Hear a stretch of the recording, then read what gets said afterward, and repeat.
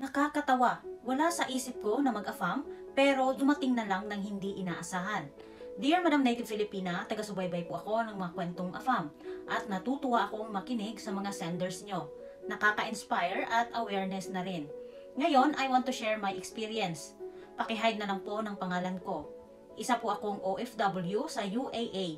Almost 8 years na. Vacation lang ang pahinga ko. Honestly, hindi ako naghahanap ng AFAM. At wala din akong sinasalihang dating website dahil isa akong married woman but in a complicated situation dahil sa mga pangyayaring may pagka-irresponsable yung husband ko sa Pilipinas. The way he handled my remittance. In short, nagsusugal po siya. Fast forward, eto na nga, nakita ako ni AFAM sa Facebook last January 7, 2024. Minessage niya ako pero dinedma ko lang. Pero may common friend kami na niligawan niya before. Kaya lang hindi nag-work. At ang nakakatawa pa, kapitbahay ko pa yung common friend namin. So doon siya nagtanong about me. Ayun, mula nang nakausap ko siya, tuloy-tuloy na. Pero hindi ako nagka-interes kasi may chismis na madami siyang kausap online na mga babae. At yung first wife niya pala ay isang Pinay din. Pero divorce na sila way back 15 years ago. Pabalik-balik na din siya sa Pilipinas, meeting her two Filipina girlfriend in different years. At nalaman ko din na may dalawa pa siyang girlfriend sa bansa niya. Kasi sinabi niya lahat sa akin about sa life niya. So that's why ako'y may doubt sa kanya noon. Kaya hinihiwalayan ko siya 3 beses na. Pero ayaw niya talaga. Umiiyak pa nga sa video call dahil nasasaktan daw siya sa mga ginagawa ko sa kanya. Mabait naman siya, madam. Sinasabi niya lahat ng sikreto niya. Fast forward, nagkita na kami in person. Dahil vacation ko na after 9 months. So 1 month siyang nagstay sa Pilipinas.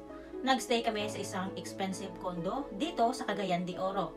Na-meet na din niya ang family ko. Mabait siya at sweet. Siyempre, hawak ko ang cellphone niya without password. Nagkaroon ako ng pagkakataon na magbasa ng mga chats niya noon. Tinignan ko ang mga naka-archive at restricted. And then may nabasa akong mga old conversations before naging kami. May nabasa pa ako ng mga Filipina na nagme-message sa kanya na nanghihingi ng pera. So ayun, inaway ko. Pero sobrang bait niya, madam. 64 years old na pala siya, retired. Ngayon, nasa Pilipinas pa siya. Natawa ako sa sarili ko dahil wala talaga sa isip ko na magka-AFAM. Pero heto, may dumating nang hindi ko inaasahan. Ang hirap lang sa sitwasyon ko ngayon, gusto niya akong pakasalan. Kaya lang, kasal pa ako. Gusto niyang bumili din ng property pero ayaw ko kasi family name ko ay iba. Baka maghabol ang mister ko. Any advice, madam? Maraming salamat at sana mapansin ang sulat ko. Hello, Madam Letter Sender. Thank you for sharing your story. Unang-una, ang sabi mo sa kwento mo, in a complicated relationship lang kayo ng asawa mong Noypi. Kasi, hindi inayos ang pinadala mong pera, nawawalda sa pagsusugal niya. Well, yes, for me, karapat-dapat lang na hiwalayan siya, no? Pero kung kaya mo pang bigyan ng chance, why not? Depende lang sa'yo yan. Kasi akalain mo ang tagal mo na sa abroad, hindi ka pa rin nakapag for good, no? Alam ko mahirap ang pagtatrabaho mo, kaya deserve mo namang guminhawa.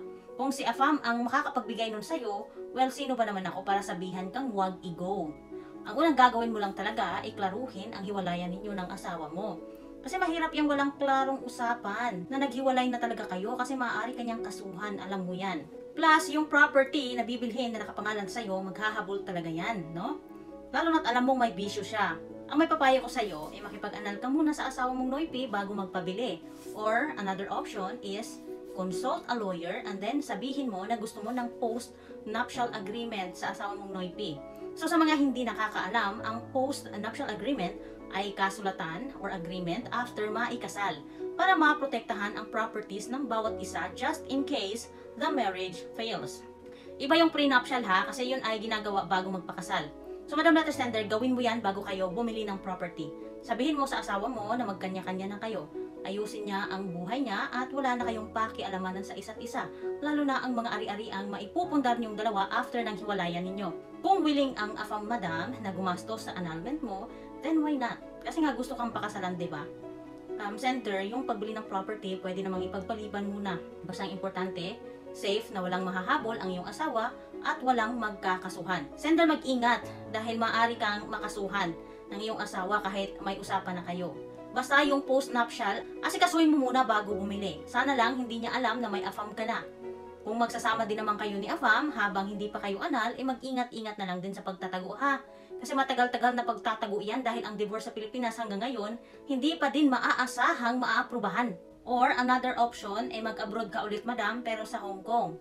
At doon ka na magpa-divorce. At since divorce ka na, pwede ka nang sumama kay Afam at doon na kayo magpakasal. Doon na rin kayo titira and then later on, ipa-recognize ang inyong divorce sa Pilipinas.